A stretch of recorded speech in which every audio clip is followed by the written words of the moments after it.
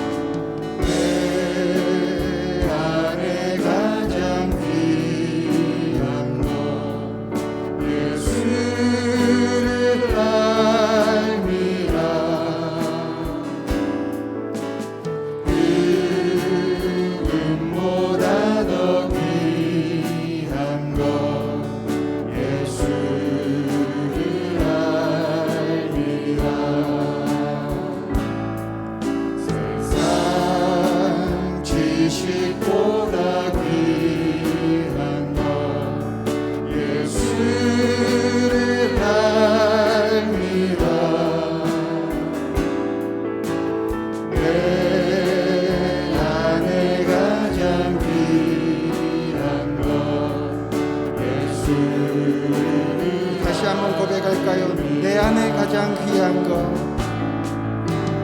내 안에 가장 귀한 것 예수를 알미라. 아멘.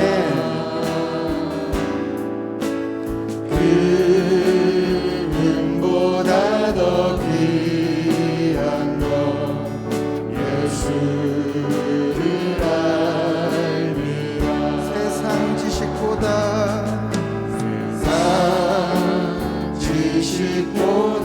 귀한 것 예수를 알미라.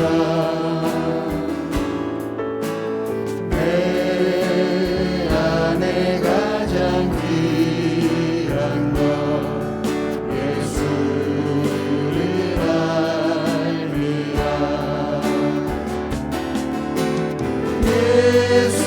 예수의 이름 존귀한 그 이름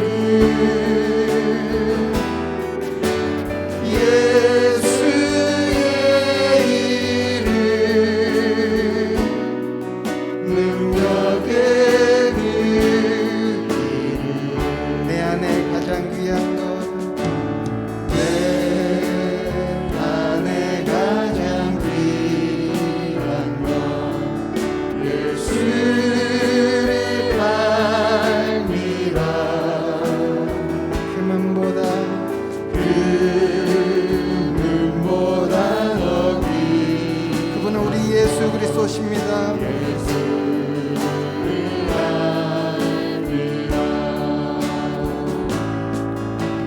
세상 지식보다 귀한 것 예수를 알미라.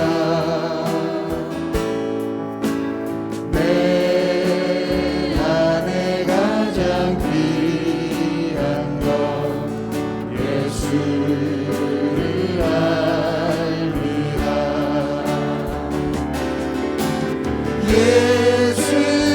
예수의 이름 존귀한 그 이름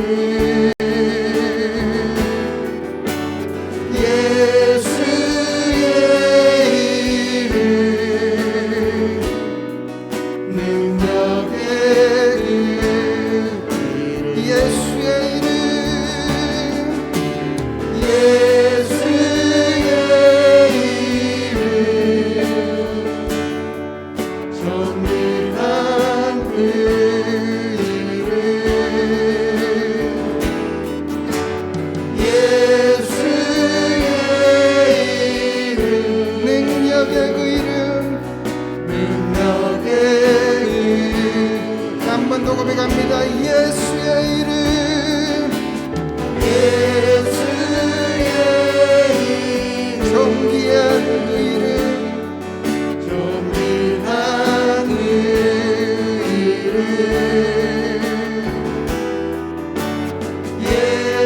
예수의 이름 능력의 그 주님의 나라와 뜻이 나의 삶 속에 임하시며 주님 알기를 주만 보기를 소망해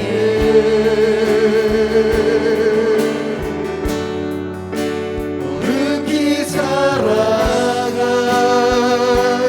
힘과 두려움없는 믿음 주신 나의 하나님 완전한 사랑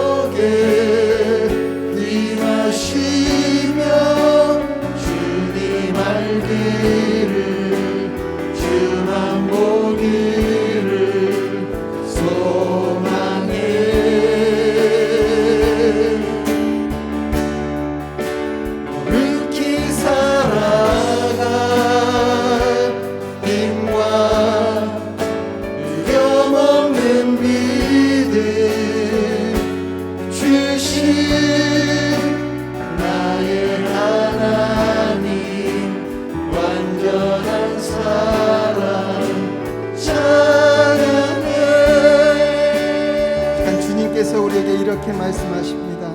나의 사랑, 나의 사랑, 너는 어여쁘고 참 귀하다. 어느 보석보다 귀하다.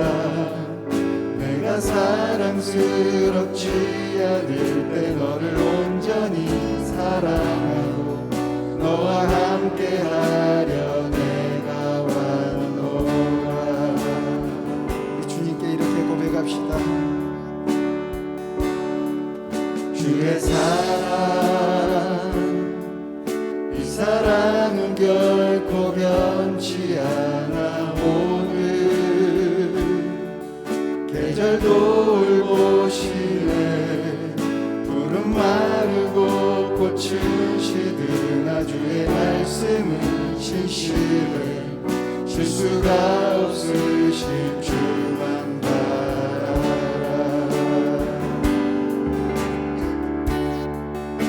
주님의 나라와 뜻이 나의 삶 속에 임하시며 주님 알기를 주만 보기를 소망해.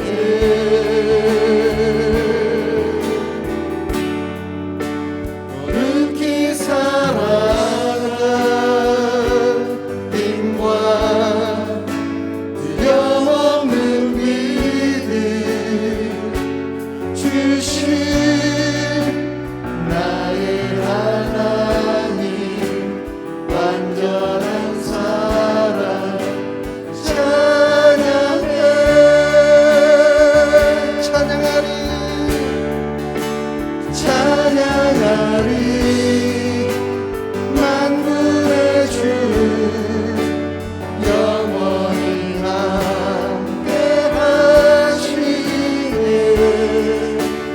존귀하신 사랑의 왕 영원히 통치하시네. 찬양하리 찬양하리. 만군의 주 영원히 함께하시네. 존귀하신 사랑의 왕 영원히 통치하시네. 주님의 나라와 주님의 나라와 뜻이 나의 삶 속에 임하시며 주님 알기를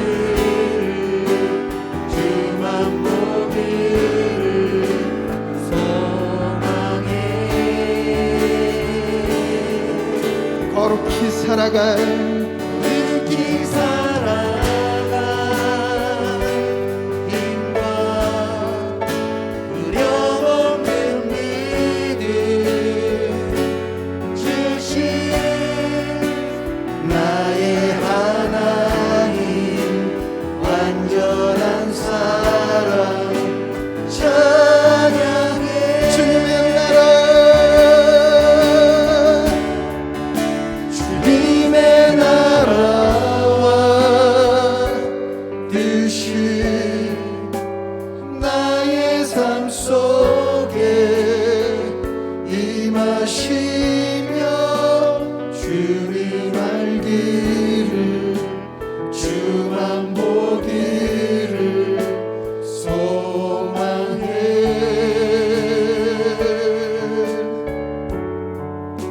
거룩히 살아갈 힘과 두려움없는 믿음 주신 나의 하나님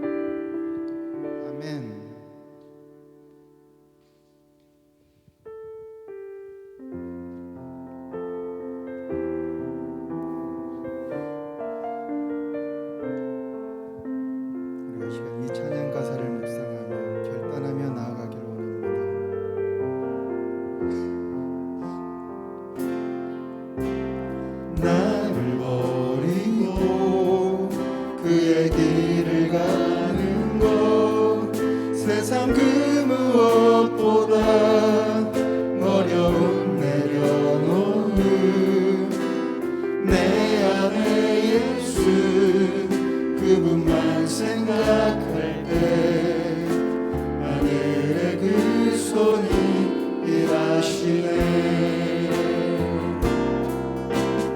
그분의 마음 그분의 시선 그분의 원하심을 내 맘에 두는 것 십자가 그 길 그곳에 나설 때에 주님 나를 통해 일하시네.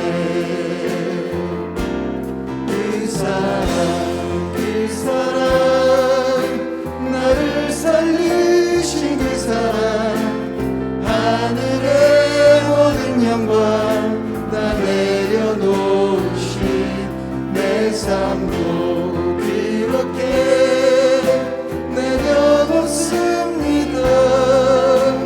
주님 기뻐하시는 그 길 가렵니다. 다시 한번 결단하며 나갑니다. 나를 버리고 그의 길을 가는 것 세상 그 무엇보다 어려움 내려놓은 내 안에 예수 그분만 생각할 때 하늘의 그 손이 일하시네.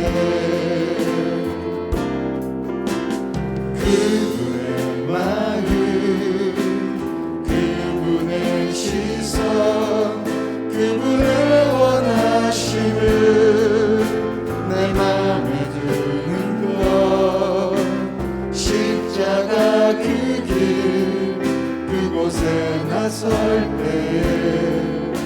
주님 나를 통해 일하시네.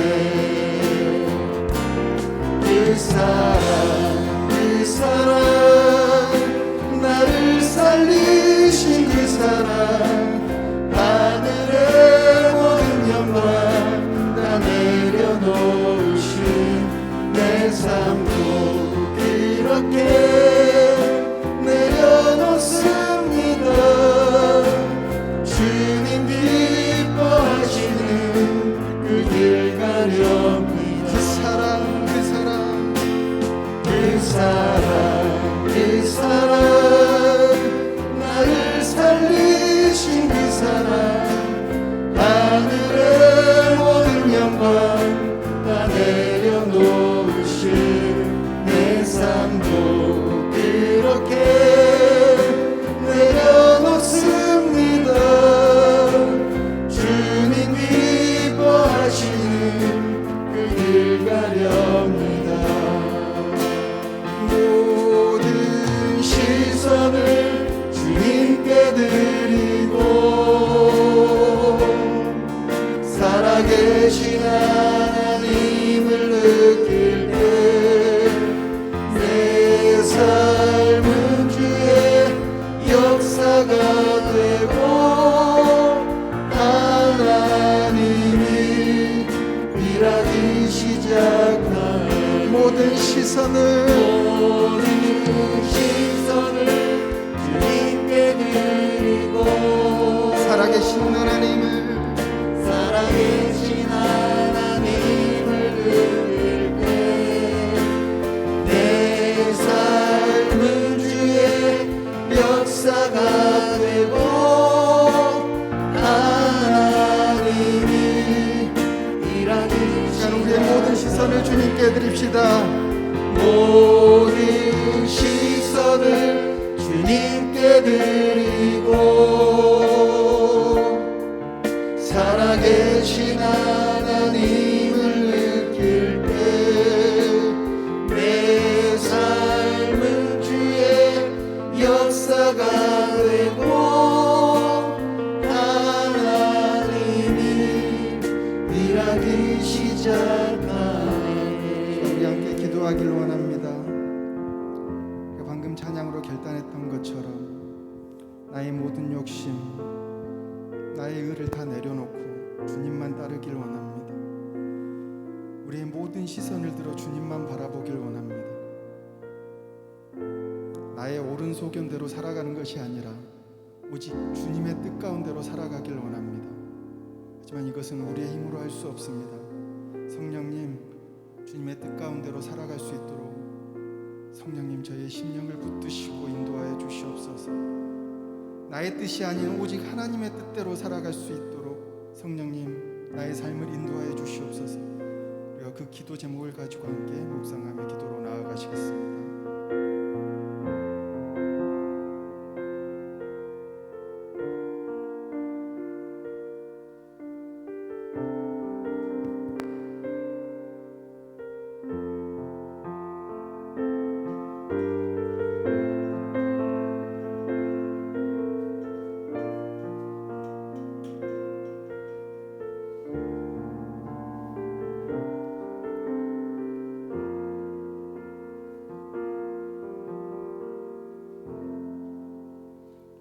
거룩하신 하나님, 하나님의 은혜를 진심으로 감사합니다.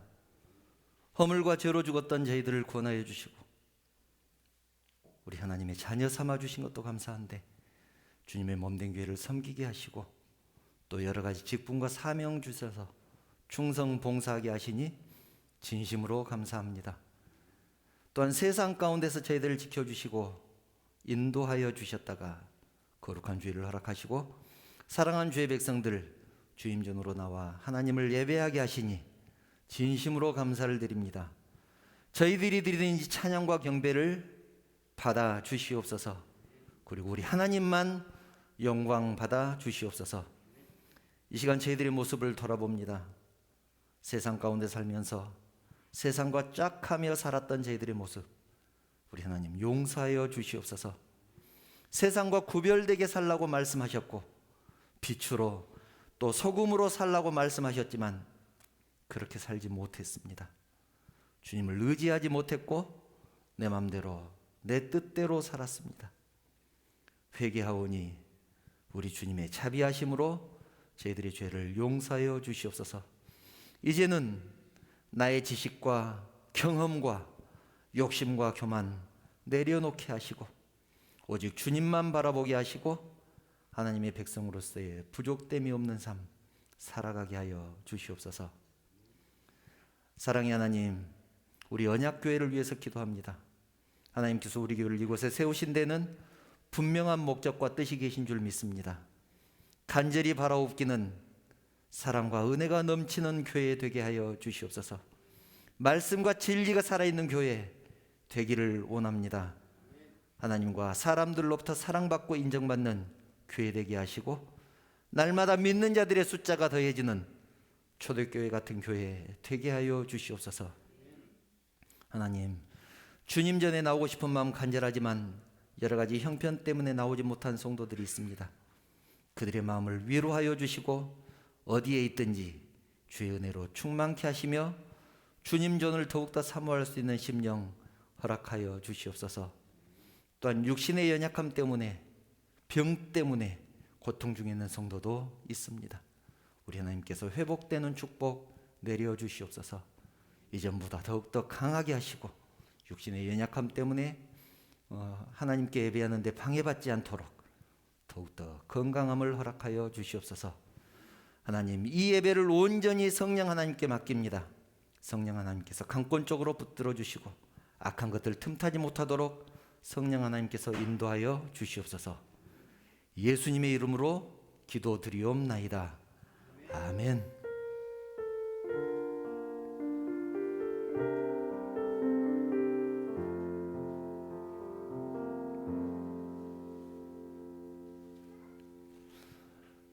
하나님 말씀 함께 보겠습니다. 이 시간 우리에게 주신 하나님 말씀은 사사기 20장 43절부터 48절 말씀입니다. 사사기 20장 43절부터 48절 말씀을 제가 봉독하겠습니다. 그들이 베냐민 사람을 에워싸고 기브아 앞 동쪽까지 추격하며 그 쉬는 곳에서 짓밟음에 베냐민 중에서 엎드러진 자가 18,000명이니 다 용사더라. 그들이 몸을 돌려 광야로 도망하였으나 림몬 바위에 이르는 큰 길에서 이스라엘이 또 5,000명을 이삭 줍듯 하고 또 급히 그 뒤를 따라 기돔에 이르러 또 2,000명을 죽였으니 이날에 베냐민 사람으로서 칼을 빼는 자가 엎드러진 것이 모두 25,000명이니 다 용사였더라. 베냐민 사람 600명이 돌이켜 광야로 도망하여 림몬 바위에 이르러 거기에서 넉 달 동안을 지냈더라. 이스라엘 사람이 베냐민 자손에게로 돌아와서 온 성읍과 가축과 만나는 자를 다 칼날로 치고 닥치는 성읍은 모두 다 불살랐더라. 아멘. 저하고 먼저 인사 나눌까요? 성도 여러분, 사랑합니다. 예, 감사합니다. 옆으로 여러분들끼리도 옆에 분들과 인사 나누겠습니다. 사랑합니다. 축복합니다. 우리는 지난 시간에 미가의 얘기를 통해서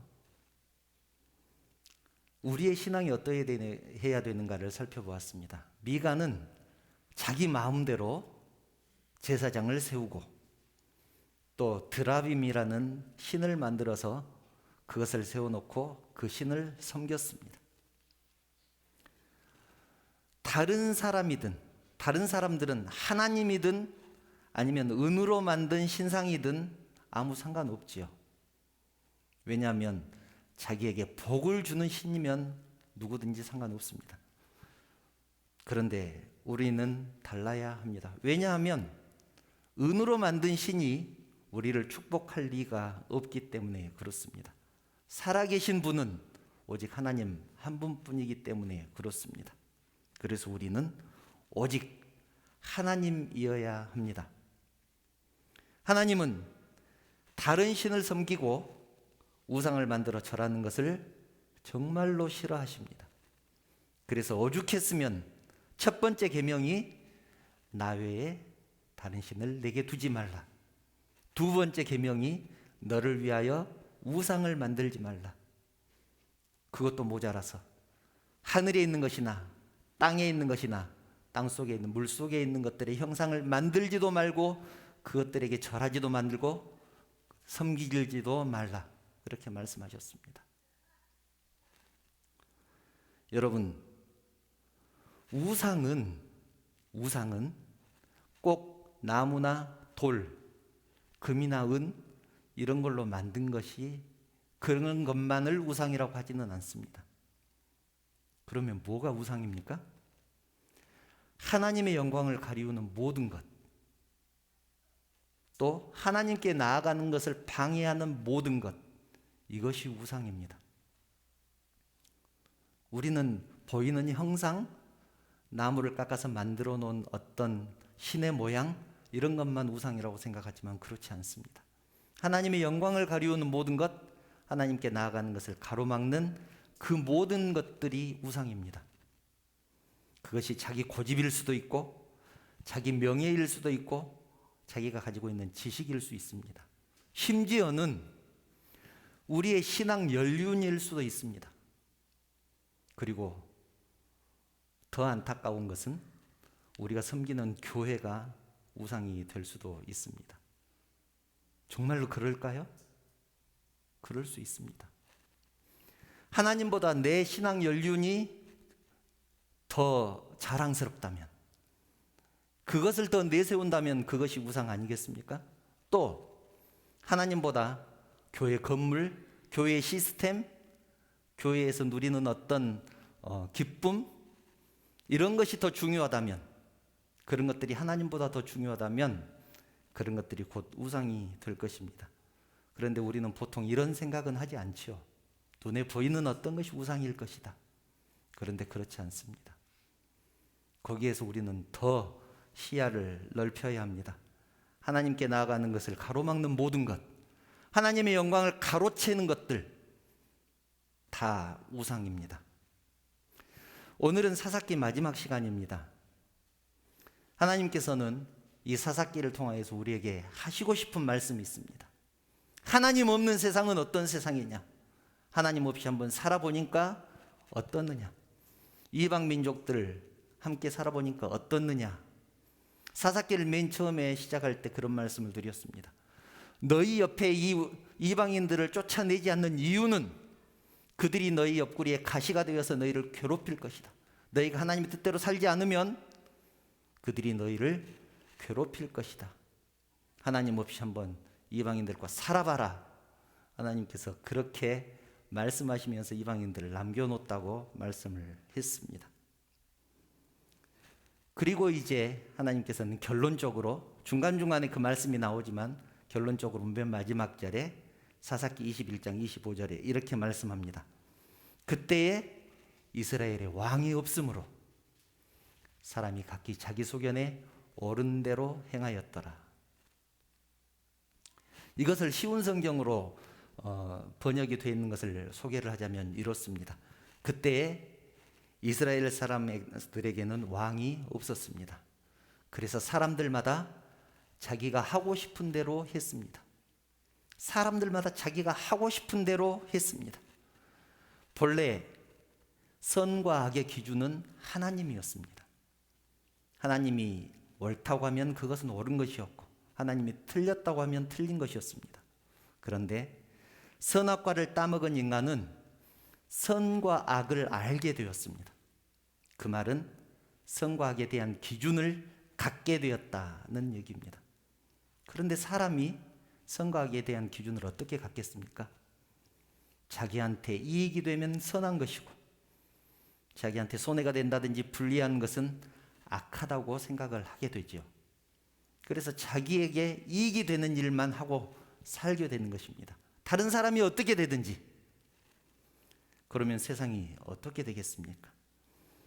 다 저마다의 기준대로 각각의 기준대로 살아가는 세상. 자기의 소견대로 소견에 옳은 대로 행하는 세상입니다. 오늘 말씀을 보면 오늘 본문을 보면 성경이 왜 왕이 없었기 때문에 자기들 마음대로 살았다고 결론을 내릴 수밖에 없었는지, 왜 하나님 없이 사는 세상이 이런 세상이 될 수밖에 없었는지를 그 이유를 설명해 주고 있습니다. 본문만 읽어보면 사실 무슨 말인지 잘 모르죠. 본문은 이스라엘 군대가 베냐민의 군사 2만 5천 명을 죽이고 마을에까지 쳐들어가서 민간인들까지 전부 죽여버리는 그런 내용이 기록되어 있습니다. 그러면 이스라엘 군대는 누구고 베냐민의 군대는 누구인가? 이스라엘은 본래 12지파가 있습니다. 아브라함의 아들이 이삭이고 아브라함의 손자가 야곱인데 이 야곱에게는 12명의 아들이 있었습니다. 그런데 가나안 땅에 흉년이 들어서 그 12명의 아들이 아버지 야곱을 모시고 애굽으로 들어가죠. 거기에서 애굽 사람들이 종이 되어서 400년 동안을 삽니다. 그건 너무 힘드니까 하나님께 기도합니다. 우리를 구해 주십시오. 그러자 하나님께서 모세를 통해서 애굽에서 탈출을 시킵니다. 그것이 출애굽이죠. 애굽에서 나올 때 하나님께서는 야곱의 아들들, 그 12명의 아들들의 각각의 후손이 있을 거 아닙니까? 그 후손들을 하나의 단위로 묶어서 그것을 지파라고 이름을 붙여주셨습니다. 야곱의 첫 번째 아들이 루벤인데 루벤의 후손들, 그 후손들을 다 묶어서 너희들은 루벤 지파다 그렇게 묶어주셨습니다. 두 번째 아들이 시므온인데 그 후손도 그렇게 묶어주셨겠죠. 너희들은 시므온 지파다. 본문에 나오는 베냐민 지파는 야곱의 12번째 아들입니다. 막내 아들입니다. 베냐민의 후손들 다 묶어서 너희들은 베냐민 지파다 그렇게 묶어주셨습니다. 그러니까 오늘 얘기는 이스라엘의 군대가 막내 아들 베냐민 지파의, 그러니까 베냐민의 후손들 베냐민 지파를 다 죽여버린 그런 얘기입니다. 집안 싸움이죠. 쉽게 말하면 비극도 이런 비극이 어디에 있을까요? 그런데 왜 이 일이 벌어졌을까요? 그 원인은 무엇일까? 오늘 함께 생각해 보려고 합니다. 한 10년 전쯤에 제가 청년부를 담당하고 있을 때 한 청년이 저에게 찾아와서 물었습니다. 목사님, 성경에 12토막 살인사건이 나와 있다고 하는데 어디에 그 성경이 있습니까? 그렇게 저에게 물었습니다. 그래서 제가 그랬습니다.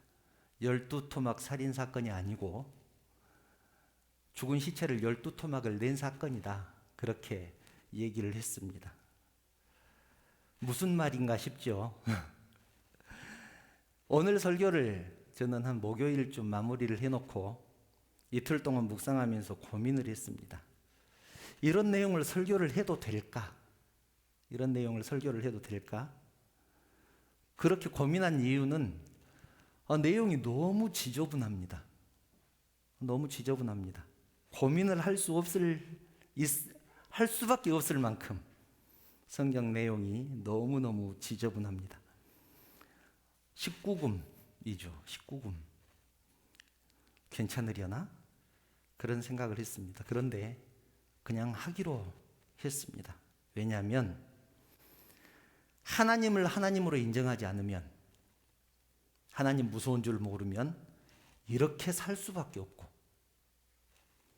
하나님을 왕으로 인정하지 않으면 왕이 분명히 하나님이 계시는데 왕이 없다고 하면 이런 일들이 일어날 수밖에 없다는 것을 우리가 분명히 알아야 되기 때문에 그렇습니다. 또 사사기를 마무리해야 되지 않겠습니까? 그래서 이 본문을 가지고 설교를 하려고 생각을 했습니다. 이 사건은 사사기 19장부터 끝장인 21장까지 3장에 걸쳐서 기록되어 있습니다. 굉장히 긴 얘기죠. 그래서 제가 간단하게 줄거리를 말씀드리겠습니다. 막장 드라마 같습니다. 왕이 없던 때 19장 1절을 보면 그렇게 시작을 합니다. 왕이 없던 그때에 어떤 레위 사람이 살고 있었습니다. 그런데 그 사람이 첩을 맞이합니다. 그냥 간단하게 쭉쭉 넘어갈게요. 첩을 맞이합니다. 그런데 그 첩이 바람을 피우고 남편에게 들키자 친정으로 도망가 버립니다. 거기서 넉 달이 지나도 돌아오지 않습니다. 그러자 남편이 그 첩을 찾으러 갑니다. 처갓집에 가니까 장인이 굉장히 반갑게 맞이하면서 환대를 합니다. 처갓집에서 대접을 잘 받고 나흘을 머문 후에 아내를 데리고 집으로 돌아갑니다. 돌아오다가 날이 저물어서 기부하는 마을, 동네 이름입니다. 지명입니다. 기부하에 있는 라마라는 성에서 하루를 묵게 됩니다. 기부하는 베냐민 사람들이 사는 땅입니다. 베냐민 지파 사람들이 사는 그 땅 이름이 기부하입니다. 밤이 되었는데 갑자기 동네 불량배들이 집을 에워싸고 문을 두들기면서 소리칩니다. 사사기 19장 22절을 보면 이렇게 기록되어 있습니다. 내 집에 들어온 사람을 끌어내라. 우리가 그와 관계하리라. 이 말이 무슨 말인가 싶어서 제가 쉬운 성경을 찾아봤습니다. 쉬운 성경에 이렇게 되어 있습니다. 당신 집에 온 사람을 끌고 나오시오. 우리가 그 사람을 강간해야겠소. 성경에 기록된 말씀입니다. 우리가 그 사람을 강간해야겠소. 남자들을 내놓으라고 요구한 것입니다. 남자들을 강간하겠다는 것이죠. 동성애를 하겠다는 얘기입니다. 기가 막히지 않습니까? 마치 소돔과 고모라에서 하나님의 사자들이 롯의 집에 들어갔을 때 소돔과 고모라 사람들이 롯의 집을 에워싸고 문을 두들기면서 천사들을 내놓으라고 협박을 합니다. 그 모습과 너무나 똑같지 않습니까? 사회가 타락하면 동성애가 성하게 됩니다. 소돔과 고모라가 그랬고 사사 시대가 그랬습니다. 또 로마 시대가 그랬고 요즘이 그렇습니다. 요즘 시대가 그러려고 합니다. 이것은 하나님의 창조 질서를 정면으로 거부하는 사탄의 계략입니다. 인권, 성적 자기 결정권 이런 것을 내세워서 하나님의 창조 질서를 모독하는 것입니다. 하나님이 그렇게 만들지 않으셨는데 그렇게 하고 싶다는 것이죠. 내 마음대로 살고 싶다는 것 아니겠습니까? 그러자 불량배들이 나와서 그렇게 요구하자 집주인이 나와서 그들에게 사정을 하지요. 23절, 24절을 보면 이렇게 사정을 합니다. 내 형제들아 청하노니 이 같은 악행을 저지르지 말라. 이 사람이 내 집에 들어왔으니 이런 망령된 일을 행하지 말라.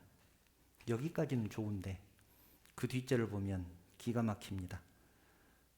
24절 보라 여기 내 처녀 딸과 이 사람의 첩이 있은즉 내가 그들을 끌어내리니 너희가 그들을 욕보이든지 너희 눈에 좋은 대로 행하되 오직 이 사람에게는 이런 망령된 일을 행하지 말라. 차라리 여자들을 내주겠다. 남자에게는 못된 짓을 하지 말라. 이 말씀을 준비하면서 이래서 목사님들이 이 본문을 가지고 설교를 하지 않는구나. 그런 생각을 하게 됐습니다. 아니, 여자들은 불량배들에게 내줘도 됩니까?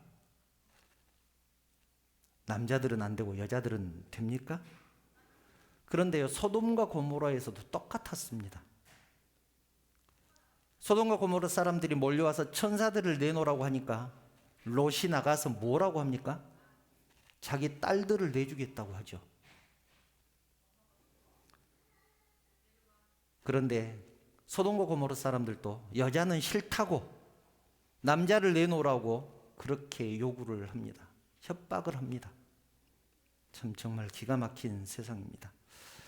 남자들을 내놓으라고 하는 놈들이나 남자는 안 되고 여자들을 내주겠다고 하는 놈들이나 다 똑같습니다. 여기에서도 그렇습니다. 불량배들은 계속 남자들을 내놓으라고 합니다. 그러자 그 남편이 어떻게 합니까? 그 남편이 어떻게 하는지 25절 잘 보십시오. 무리가 듣지 아니하므로 그 사람은 남편을 얘기합니다. 그 사람이 자기 첩을 붙잡아 그들에게 밖으로 끌어내매 그 남편이 자기 첩을 동네 불량배들에게 내줍니다. 그러자 그들이 그 여자와 관계하였고 밤새도록 그 여자를 능욕하다가 새벽 미명에 놓은지라. 남편이 아내를 강제로 불량배들에게 내줘버립니다. 지난 시간에는 어디 가서 목사라고 말하기가 창피하다고 말씀을 드렸었죠. 목사라고 말하기가 창피하다. 무속을 행하든지 신천지에 연루가 돼 있든지 아무 상관없다고 말하는 그 목사들 때문에 어디 가서 목사라고 하기가 창피하다고 말씀을 드렸었습니다. 오늘 본문을 보면 어디 가서 남자라고 하는 것이 정말 창피합니다. 말도 못하겠습니다. 자기 아내를 불량배들에게 내어줍니다. 어떻게 됐을까요? 불량배들은 그 여자를 밤새도록 강간하고 새벽에 놓아줍니다. 여자는 남편이 있는 집에 와서 문 앞에서 쓰러져 죽습니다. 아침에 남편이 문 열고 보니까 자기 아내가 죽어 있습니다. 말씀을 준비하면서 여기서도 너무 화가 나는 게 자기가 아내를 불량배들에게 내줬잖아요. 그래 놓고 자고 있습니다. 설교에서 이런 말씀이면 정말 안 되는데 그래 놓고 자고 있습니다. 이게 정말 아내가 밤새도록 당하고 문지방에 쓰러져서 죽었는데 아침까지 잠을 잔다는 것이 이것이 말이 됩니까? 물론 이런 사람이었으니까 애초에 아내를 불량배들에게 내줬겠죠. 하나님을 의식한다는 것은 하나님을 의식하고 산다는 것은 단순히 신앙에 대한 문제가 아닙니다. 잘 생각해 보십시오. 하나님을 의식하고 사는 것, 이것은 신앙에 대한 문제보다 훨씬 더 큰 의미를 가지고 있습니다. 하나님 없이 사는 사람은 인간에 대한 예의도 없고, 사람에 대한 도리도 없고, 부부에 대한 의리도 없습니다. 교회 다닌다고 다 하나님을 의식하고 사는 것은 아니지요. 나는 그런 사람 아닌가 돌아보아야 됩니다. 인간에 대한 예의, 사람에 대한 도리, 정말 이러면 안 되는 것 아닙니까? 이제 아내가 죽었습니다. 그 남편이 어떻게 했는지 한번 보십시오. 남편이 아내의 시체를 낙에 싣고 집에 돌아옵니다. 그 다음에 아까 말했던 그 청년 얘기가 나오죠. 자기 아내의 시체를 12조각으로 나눕니다. 시체를 12토막을 냅니다. 그리고 12지파에 그 시체 조각을 한 조각씩 보냅니다. 이건 뭐 무슨 사이코 영화도 아니고 호러 영화도 아니고 장르를 모르겠습니다. 어느 장르에 속한지 분간을 할 수가 없습니다. 억울하다는 것이죠. 억울하니까 어떻게 해달라는 것 아니겠습니까? 저는 이 장면을 보면서 그런 생각을 했습니다. 이 남편은 아내를 사랑하는 마음이 1도 없구나. 눈꼽만큼도 없구나. 정말로 아내를 사랑하는 마음이 조금이라도 있었다면 어떻게 그 몸을 12조각을 내겠습니까? 아내의 몸에 대한 예의가 없는 사람입니다. 복수하고 싶으면 장례는 장례대로 잘 치르고 자기가 가서 목숨 걸고 복수해야지요. 그것이 사람이죠. 사람을 인격적으로 대하지 않고 무슨 물건 취급하고 있습니다. 그렇지 않습니까? 어느 지파에게는 팔이 배달되고, 어느 지파에는 다리가 배달되고, 어느 지파에는 머리가 배달되고, 하나님 없는 세상, 이런 세상입니다. 여러분, 여자의 몸을 한 조각씩 받아본 그 지파에서 어떻게 됐을까요? 난리가 나지 않았겠습니까? 온 나라가 발칵 뒤집혔습니다. 그리고는 그 남편을 불렀습니다. 왜 이런 일이 벌어졌냐? 왜 이런 일을 저질렀냐?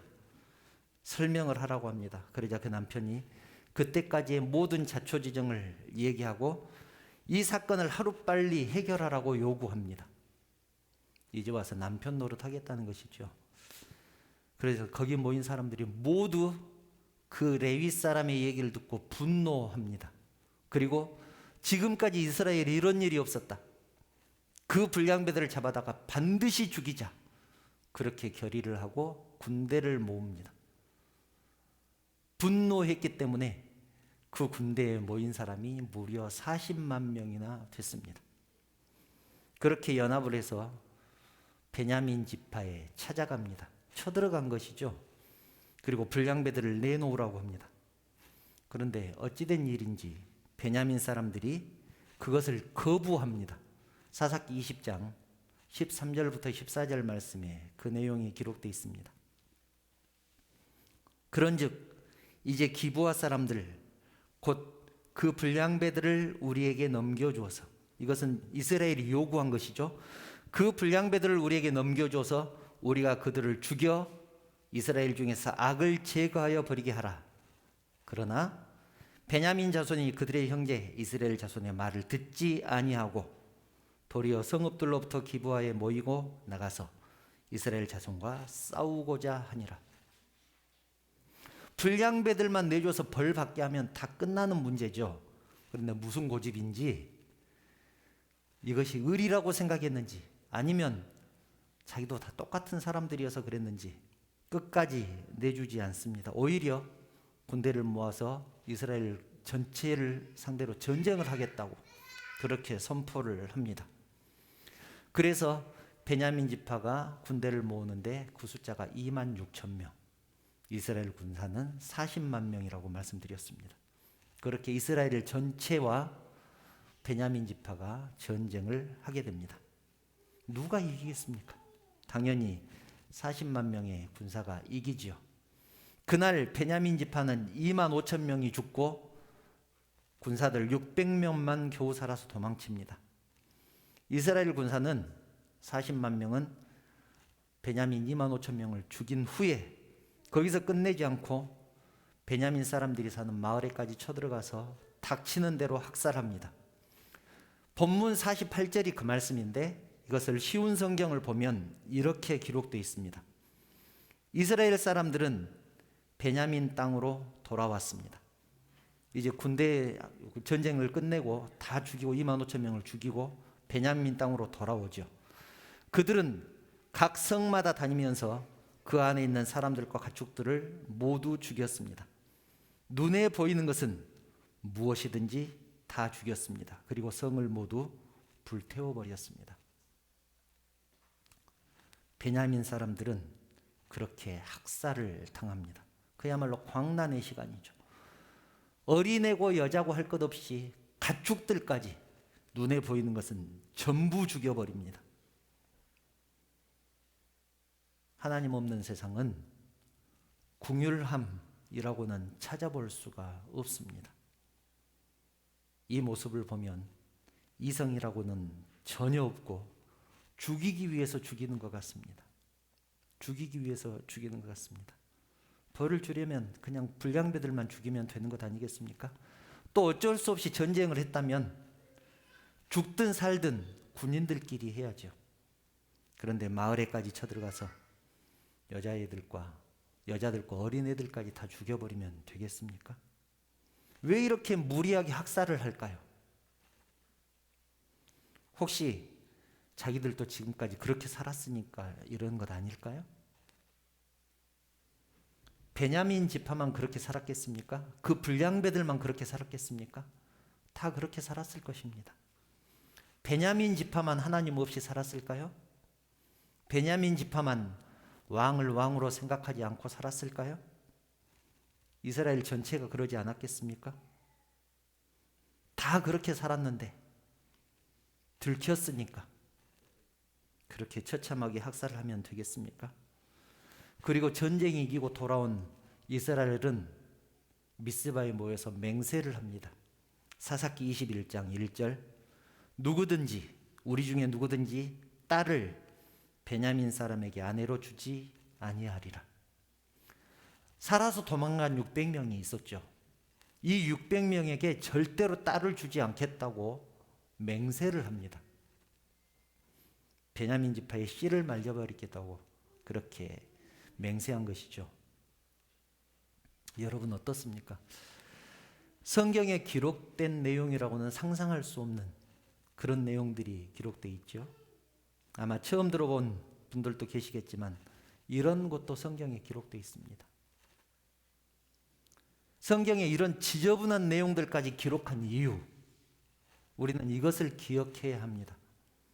이런 내용까지 기록한 이유는 하나님 없이 사는 세상은 이렇게 된다는 것을 알라는 것이죠. 하나님 없이 사는 세상, 이렇게 될 수밖에 없다.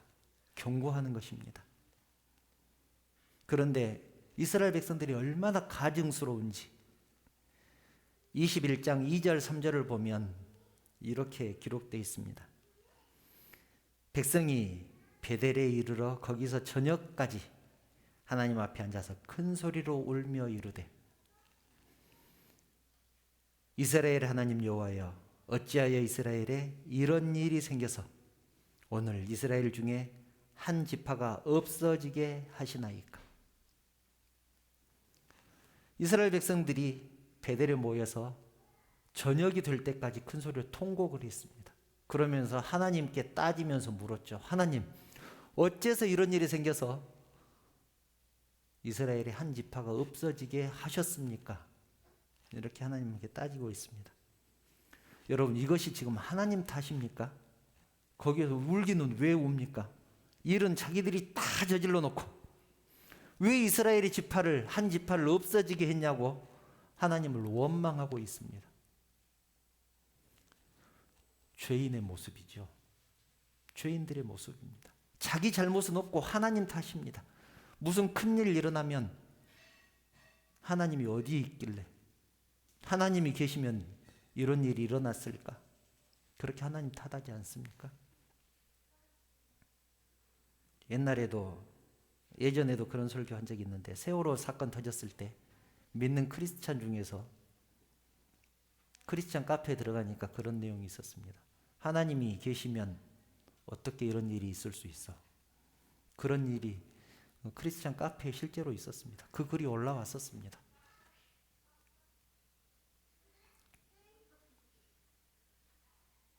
막장도 이런 막장이 없지 않습니까?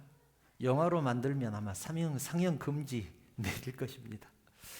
저는 말씀을 준비하면서 이 말씀을 어떻게 정리를 해야 될지 정말 난감했습니다.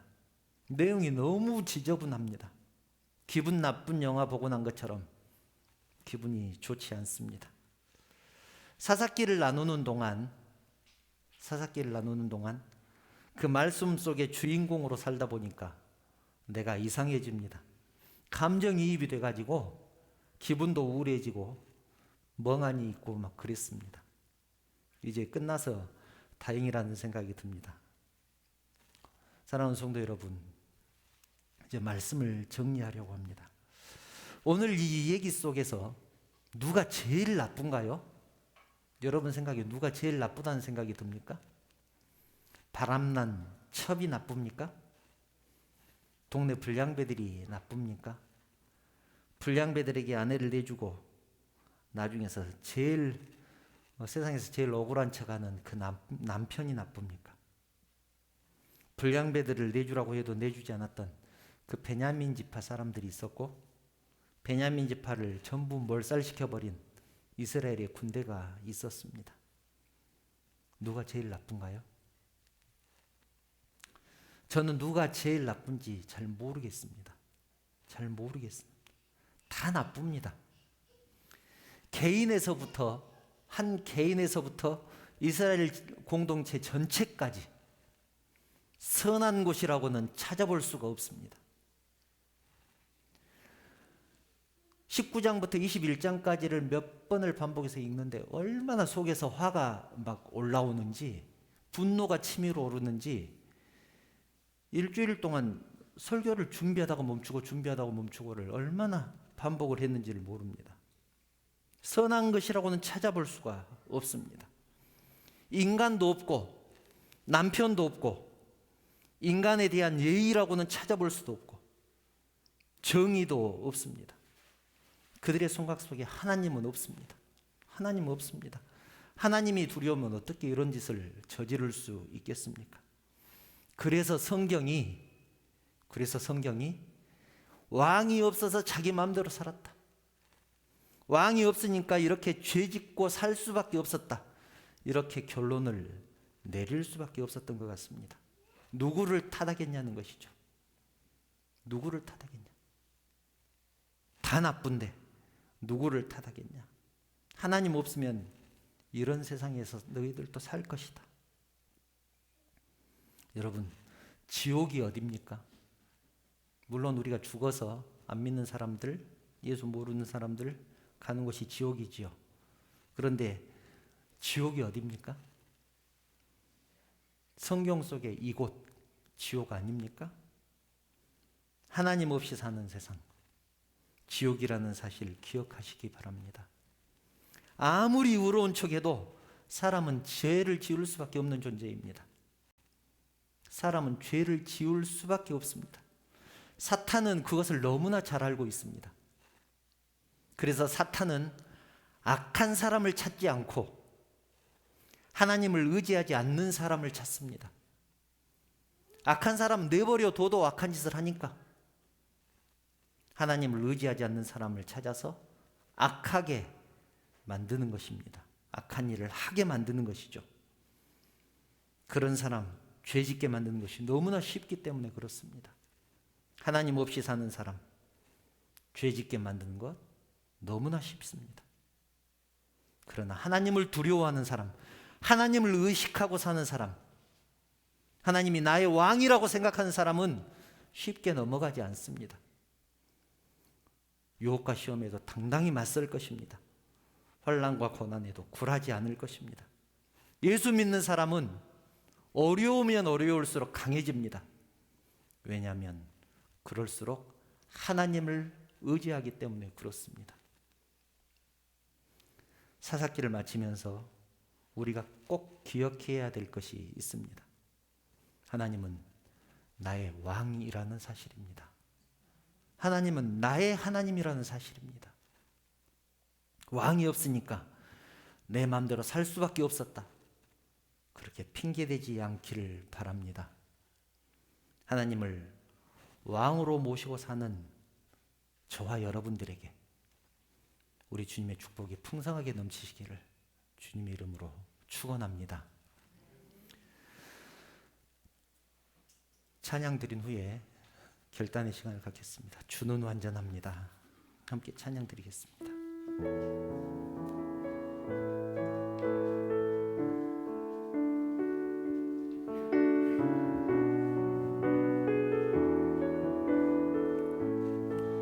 주여 우린 연약합니다. 주여 우린 연약합니다.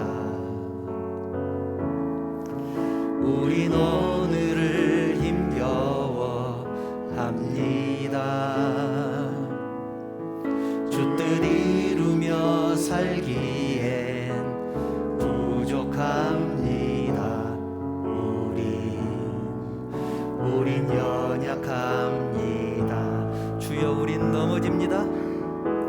주여 우린 넘어집니다. 오늘 하루 또 실수합니다. 주의 긍휼을 구하는 죄인입니다. 우리 주만 바라봅니다. 한없는 주님의 은혜, 한없는 주님의 은혜. 아멘. 온 세상 위에 넘칩니다. 가릴 수 없는 주 영광, 온 땅 위에 충만합니다. 주님만 이기리오니 우린 그 길 따라갑니다. 그날에 우릴 이루신 주는 완전합니다. 그날에 우릴 이루실, 그날에 우릴 이루신 주는 완전합니다. 사랑하는 성도 여러분, 가만히 생각해 보면 우린 정말 부족한 사람들이죠. 가끔은 하나님 왜 나를 이렇게 부족하게 만드셨을까 그런 생각이 들기도 합니다. 왜 나를 이렇게 연약하게 만드셨을까? 왜 난 이렇게 자주 넘어질까? 왜 난 이렇게 자주 실패할까? 불평되는 그런 생각이 들기도 합니다. 그런데 감사한 것은 그래서 우리가 하나님을 의지할 수밖에 없다는 것입니다. 하나님을 의지할 수밖에 없다는 것이죠. 하나님이 나의 주인 되심을 믿을 수밖에 없습니다. 하나님을 의지하지 않으면 이스라엘 백성들처럼 그렇게 살 수밖에 없기 때문에 그렇습니다. 우리는 부족하니까 완전하신 하나님을 의지하고, 우리가 죄인이니까 거룩하신 하나님을 의지하는 것 아니겠습니까? 그 하나님이, 나의 왕 되신 그 하나님이 우리를 온전하게 하실 것입니다. 이제는 하나님만 섬기면서 살겠습니다. 하나님만 의지하며 살겠습니다. 또 하나님을 의식하면서 성도로 살겠습니다. 조용히 묵상하시면서 결단의 기도를 드리겠습니다.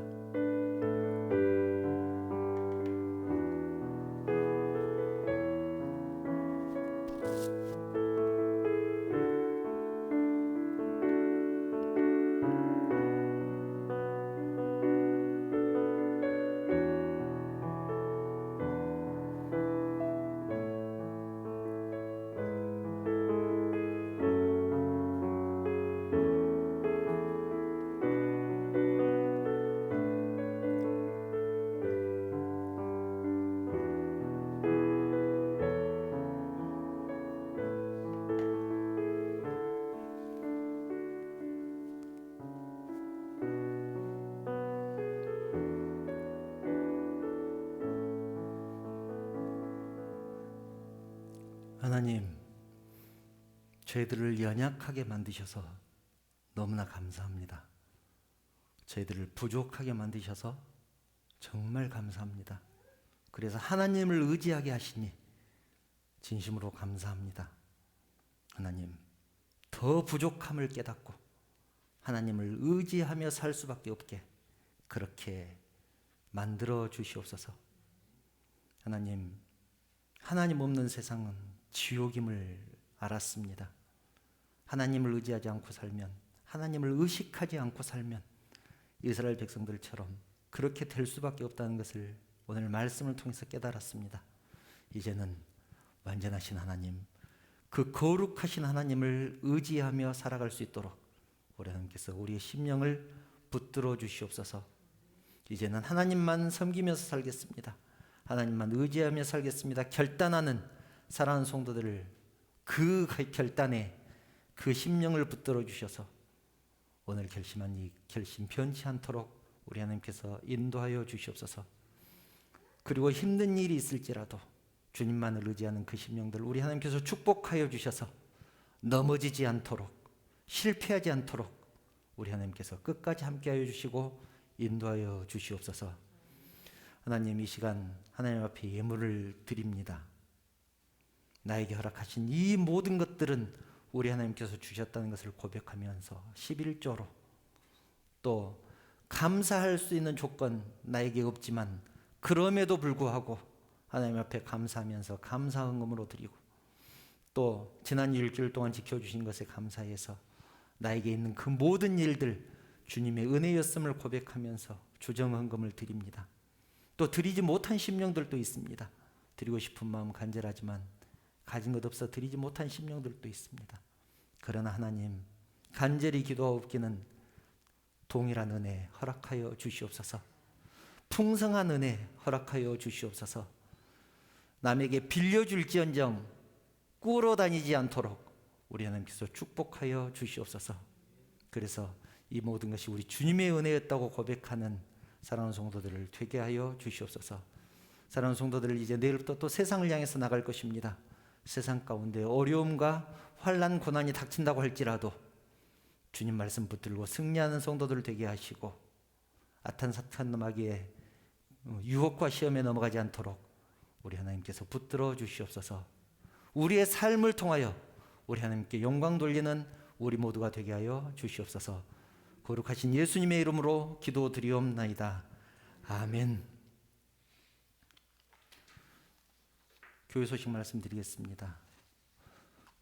주일 예배 오신 성도님들 환영하며 축복합니다. 계속해서 예배위원, 봉사위원 신청받습니다. 저에게 신청해 주시면 되겠습니다. 방역수칙 너무나 잘 지켜주시고 계시는데 지금처럼 그렇게 협조 부탁드립니다. 혹시 다른 광고 또 있으실까요? 이제 축복 찬양 하신 후에 축도로 예배 마치겠습니다. 사랑하는 가족 또 옆에 사람들 축복하는 마음으로 축복 찬양 함께 하시겠습니다. 여호와는 너에게 함께 찬양하겠습니다.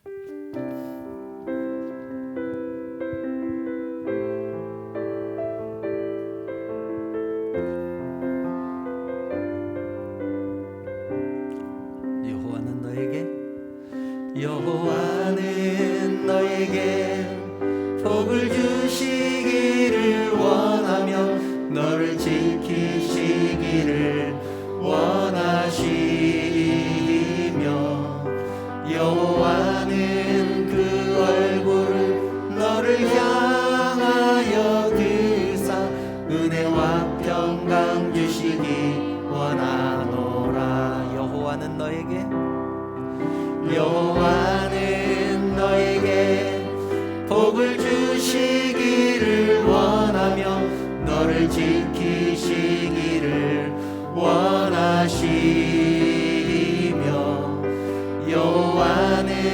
그 얼굴을 너를 향하여 드사 은혜와 평강 주시기 원하노라. 너를 보배롭고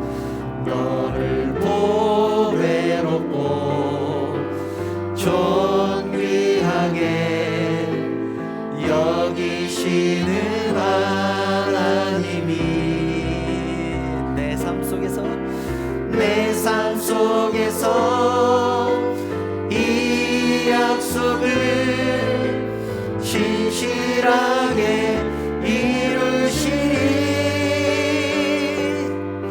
땅에 기름진 것으로 하늘에 신령한 것으로 너를 복주시고 지키실 하나님이 너의 영혼 잘 되도록 은혜 베푸시며 평강으로